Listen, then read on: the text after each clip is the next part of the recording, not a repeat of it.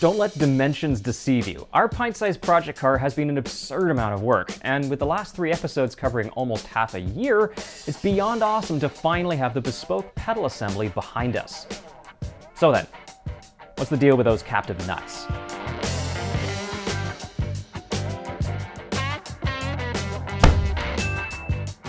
This is the Lucas wiper system we pulled off the car 10 years ago. Yes, that Lucas. And it's a pretty interesting design that was not only used in a ton of British cars, but is still available in the aftermarket in the form of these hot rod kits. The way it works is the motor pushes and pulls on a spiral wound cable that travels through a tube to some wheelhouses where gears engage with a cable and turn the spindles, ultimately moving the wiper arms. The compact nature of it means it easily fits around our new layout, and the thin stainless arms are appropriate for the diminutive size of the car. So really, with just a few brackets, we can bolt it in and call it a day. We're not gonna do that though. First off, everything here is over 50 years old, meaning there's a lot of slop, and that added with the minuscule size of the gears means there is very little torque that gets transferred through to the blades. Furthermore, the arms are just held on the spindle knurls with this tiny clip that will pop off when you're on the highway, but don't worry too much about that, as the bayonet fittings on the blades will let go first. Overall, the entire system has the stiffness and strength of a boiled noodle, but it's compact and cut Lucas some slack. It's not like it ever rained in England in the 70s. Oh, right, and the 11-inch blades don't even cover the whole windshield. So it's genius and terrible. Ours is especially bad, and we could spend a cool 600 loonies to import new parts and recondition it, but then we'd still be left with the same system, just new, and I'd be the loony. You may have guessed it then, but we're not going to use any of it. Now, I know a bunch of you watching this are also aware of the legendary Project Binky series, but if you're expecting us to now produce a set of Peugeot 205 wiper components, this is where things get tricky. We never got those here, and although it doesn't really matter as we just need something comparable, the only small cars I can expect to find at the wreckers will be along the lines of a Honda Fit. And they're not actually small, or at least their windshields aren't. Sure, we could take the spindles and some of the linkages from one of those, but the arms aren't even close to the size we need, and if we shorten them, they'll still be too bulky for my liking. So as always, there's probably another solution, but here's what we're gonna do.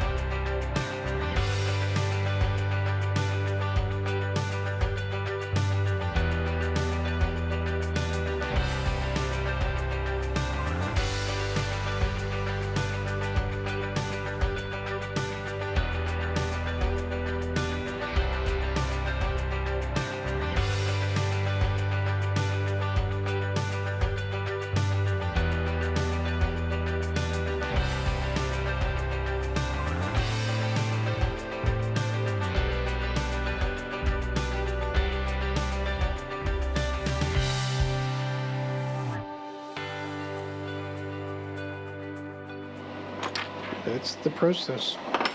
And that replaces this. Yes, and that's just the beginning. We're making progress though, and the tube just needs to get cut down to size next, as we're looking for 2 parts about the same length as the original ones.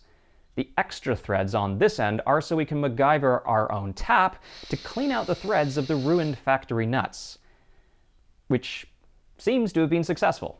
And I mean, yeah, they're still destroyed, but at least they'll work for now.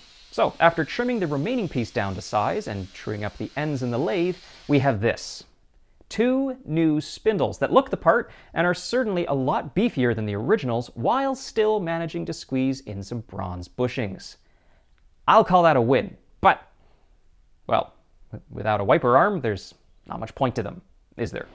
So the original knurl fitting into this piece, all very well and good, but that's not going to work with this new stud, obviously. So we need to remake this kind of a piece.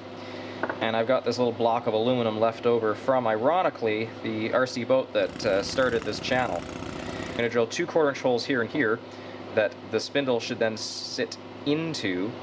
And then we're going to actually see if we can chuck this in a drill and let these slices in there actually cut a bit of this taper into this part. And if that's successful, we can continue with drilling some more holes and grinding this into the shape of that. And that will get us started on building the rest of the wiper arm. I'd say that's there. I would say that is too. It's very tidy. That gets the tapers sorted out, and thankfully we didn't break anything in the process. Yay! Unfortunately, my next idea isn't working out quite as well though, as I was hoping that the splines cut in the spindles would be enough to slice into the new aluminum block. But even with a vise, a hammer, and carefully tightening the nut to draw the 2 parts together, it's no dice. You can see some witness marks, but that's it. It likely failed because I didn't cut enough splines though. So over to the lathe to hold the spindles this time, and we can cut an additional set of grooves with a much thinner Dremel disc, plus clean up the previous ones while we're at it. If somehow you're as crazy as us and want to do this on a lathe, just make sure you clean it afterwards, as the grinding dust can really mess up the waves. So okay, it's not perfect, and I really should have used the thin disc on the first go, but that certainly looks more promising. We'll rinse and repeat for the other one, and try again then. It's a little scary, I'll be honest. Well, it's not just falling off. That's a good start. Moment of truth. You want to place your bets now? You know what? I see the evidence of some little grooves in there. More in some places than in others. Yeah, I'm seeing it as well. Oh, listen. That, I think, is going to work well enough that by the time you put a nut on there, that'll work. Good. Good, good, good. Awesome. Finally. What a relief. With that done, let's turn this block into some usable parts.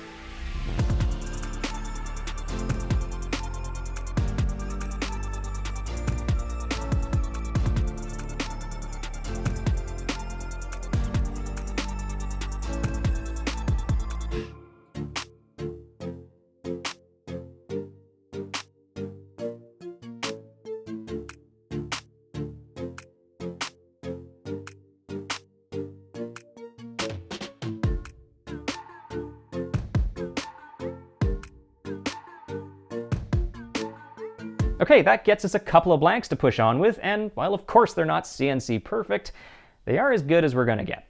I know that what we've created here are really just 2 basic components that nearly every car on planet Earth comes with, but with them bolted together, you can at least see how much more positive of a connection this is going to be over factory. And while that's not saying much, it is still the main reason why we're doing this. The thickness of the hub is a bit less than we need for the next steps though, so with the help of the TIG, let's build up some material.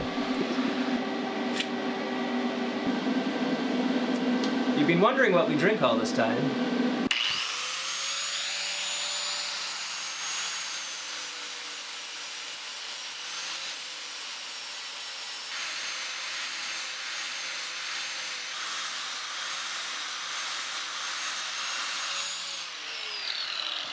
With the sides cleaned up again, you can see the extra bump we've got now versus the one on the left. And this is to provide adequate room for the pin locations you see here, as the top one is for the main wiper arm connection, and the lower one is for the spring's retaining pin. It's important to locate these points correctly on our new part, as we've just now decided to reuse the original spring and the lower part of the arm. So the factory geometry does come into play. I mean, of course, we've still tweaked it a bit to increase the spring's pretension, but happy with how things are looking, we can center punch the holes and head over to the drill press.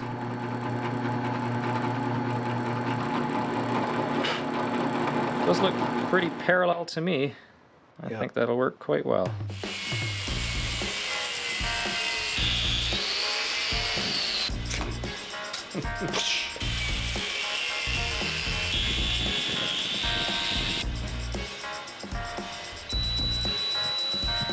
Both sides. Oh, perfect. The cut extends below it.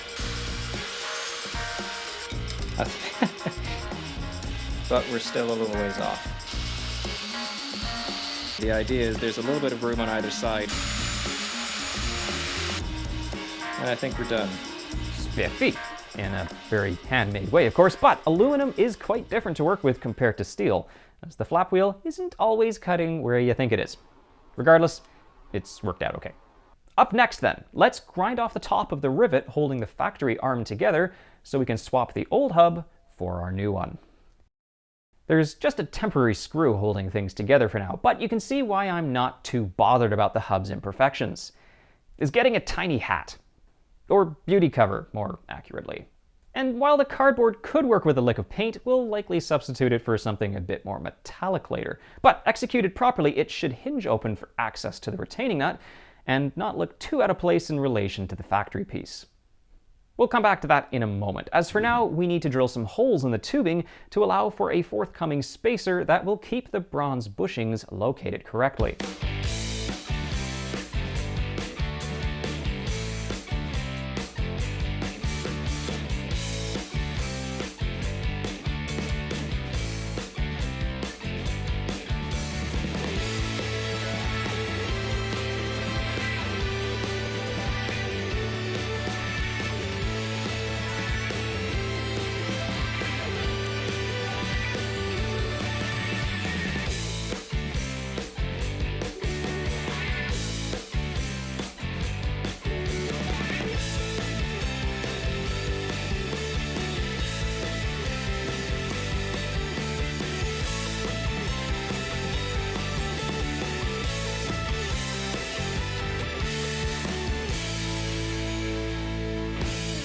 I know it looks like it, but don't worry, we haven't entirely screwed up yet. The new assembly is intentionally narrower than the holes, as we've decided to move the passenger spindle location.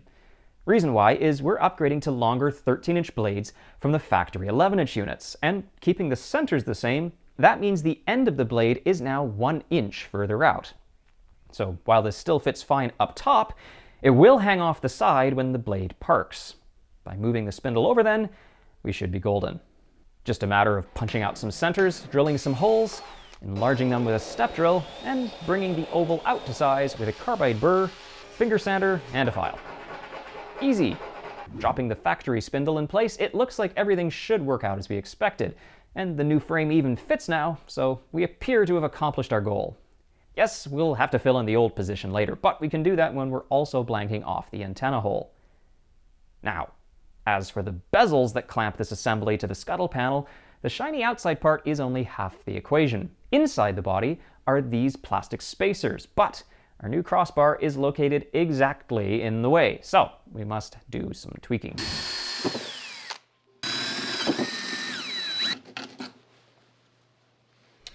We may add a lip for the base of the plastic to seat up against, but even now that's 90% better. Let's turn our attention to the new arms then.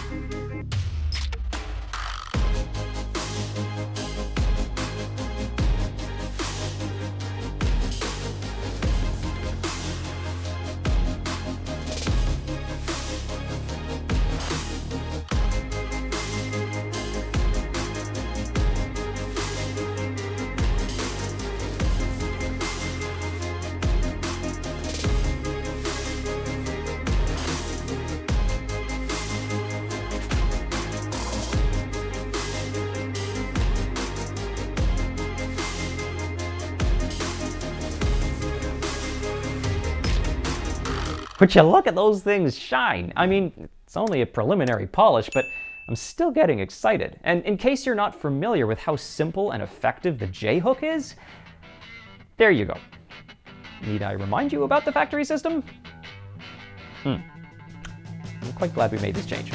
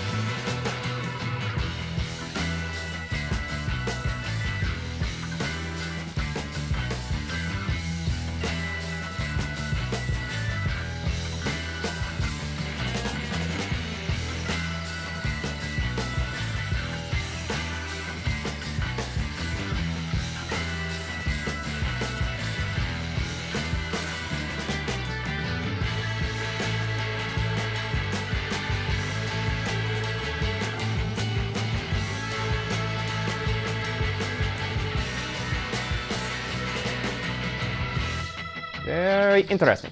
And not stupid, but with the amount of shine going on here today, it would be a faux pas to put these ruined bezels back on again.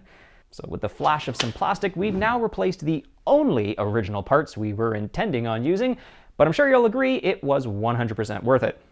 And at least the lower half of the arms are factory, so we'll have no rude comments about the level of purity here, please. I think it's pretty good, considering. I think it's very good. Next to the factory items, you may be hard-pressed to even notice anything's changed, which is what we were going for. But it's also kind of annoying, as to anyone who's not seen this video, all our hard work will be non-existent. There's the rub. Thankfully, we're not doing this for approval, though. It's for practicality and my own peace of mind. So I can live with that. The gap at the top of the glass has been reduced nicely by the new blades. And if they do come a bit too close to the rubber seal later, we can always trim them down a smidgen. It would be good to actually access the retaining nut though, as currently our beauty cap is preventing this. So let's do a tiny bit of removal on the arm and see if that helps.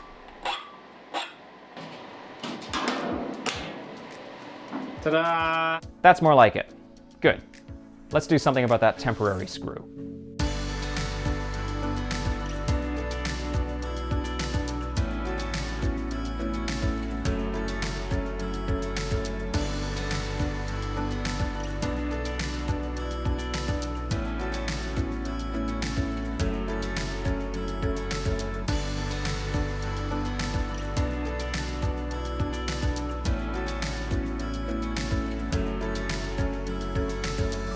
You know, I'm liking this lathe. Thanks again to our supporters, as it's really awesome to have this. And we've now got a new stainless copy of the original Rivet that looks the part, is holding things together accurately so the arm now stays up on its own, and hopefully we've left just enough material on this side so we can mushroom it over and lock everything together.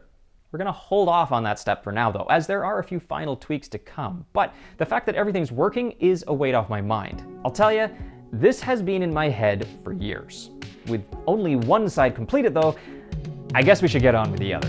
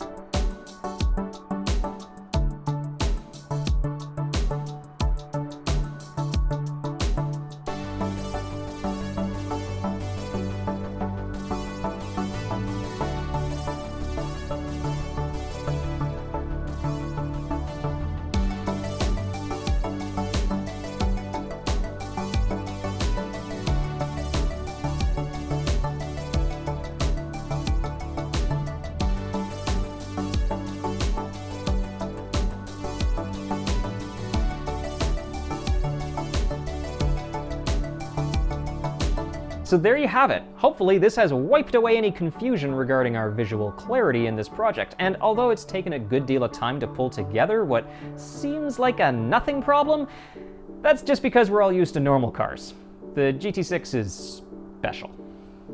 Think about it though, there are engineering teams dedicated to designing wipers for modern cars, so I think the two of us and a grinder have done all right considering. Of course, we're only halfway there. It would be helpful to have a motor to drive this, wouldn't it? And although we have one, a Bluetooth connection likely isn't gonna cut it. Maybe that's what those captive nuts are for. Thanks for watching, and a very special thanks to the amazing patrons, supers, donators, and subscribers who all help support our shenanigans. If you're interested in helping out, there are links in the description below, and until next time, keep building, we'll catch you later.